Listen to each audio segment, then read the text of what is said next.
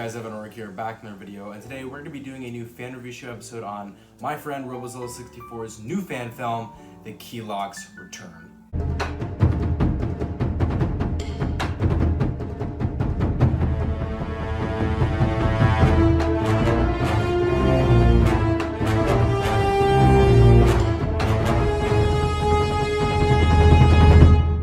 So guys, this is the second fan film Robozilla64, I just call him Robo for short, has ever made. It is also a direct sequel to his first fan film he made back in 2020, The Kilaaks Revenge. Now, for this being a 3-year wait, because I've always been telling him you should make a new fan film, it was definitely worth the wait.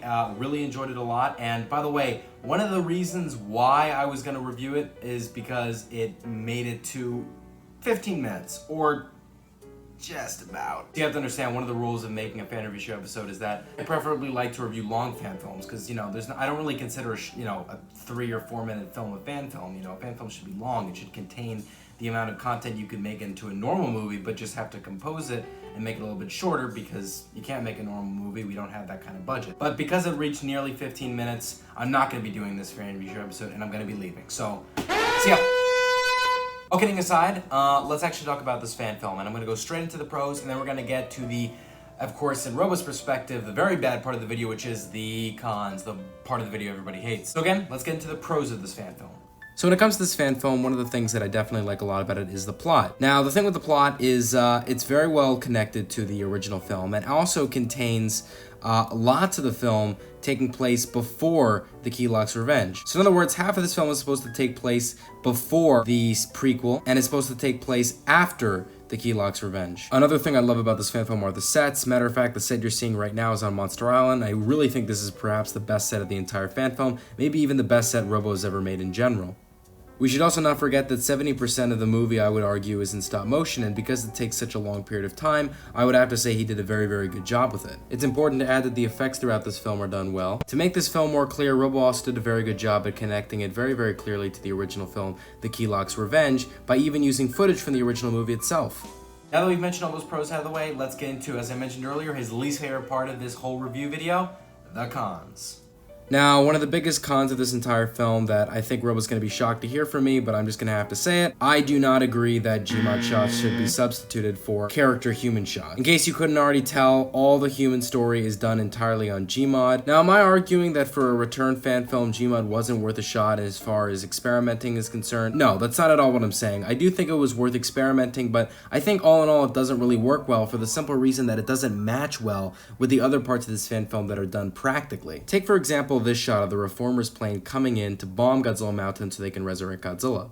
As we can see when it is shown in Gmod, while it is the same plane, the sky looks entirely different from when it actually approaches Godzilla Mountain because there's obviously a difference between the practical filmmaking and the Gmod filmmaking. All in all, I'm trying to say is that it doesn't match well and looks somewhat weird. I personally think your best course, if you're going to be doing human scenes, which I'm at least glad you did, because let's keep in mind there are fan films out there that have zero human stories, you're better off simply doing them in a practical set setting, somewhat like how you've done with the Godzilla kaiju scenes.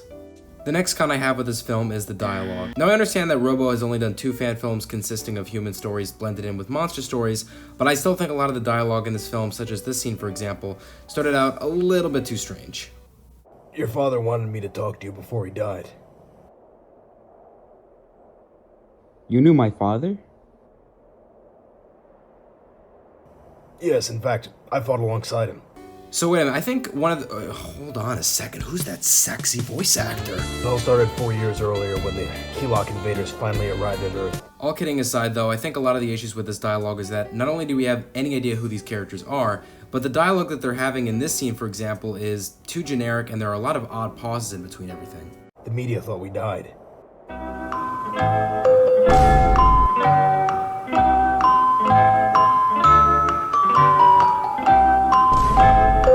I don't even know what you're talking about. And I think even if some of these characters do have connections to the original film, which I know that they do, going back to my last con, it's unclear that that's happening because these are Gmod characters. They're not live action characters like they were in the original Kilaak film. I just think the characters don't contain that momentum to the point where the audience should really care about them. And even if it does have that, the dialogue in itself still needs improvement.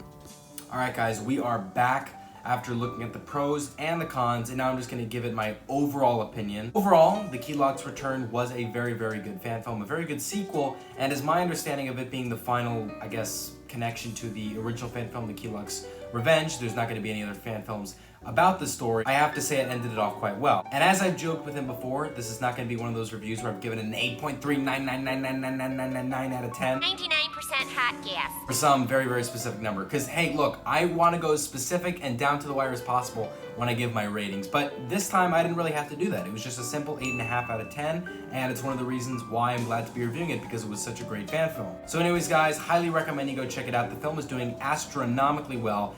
500 views, and he has only like 400 subscribers because he just reached that milestone. Congratulations. That's more views than the amount of subscribers he has. So the film, as far as I'm concerned, is doing very, very well, and it needs to do even better. So if you're watching this review and have not seen the fan film, please check it out, because I know he worked hard on it, and I know he would appreciate you watching it, you giving your pros, you giving your cons, and hopefully you'll like it the same way I did. So anyways, guys, I hope you enjoyed this video. Robo, keep making fan films, because I'm going to be doing reviews on them, so long as they're over 15 minutes. Anyways, guys, hope you enjoyed this video. Like, comment, subscribe. See you guys later, and bye-bye.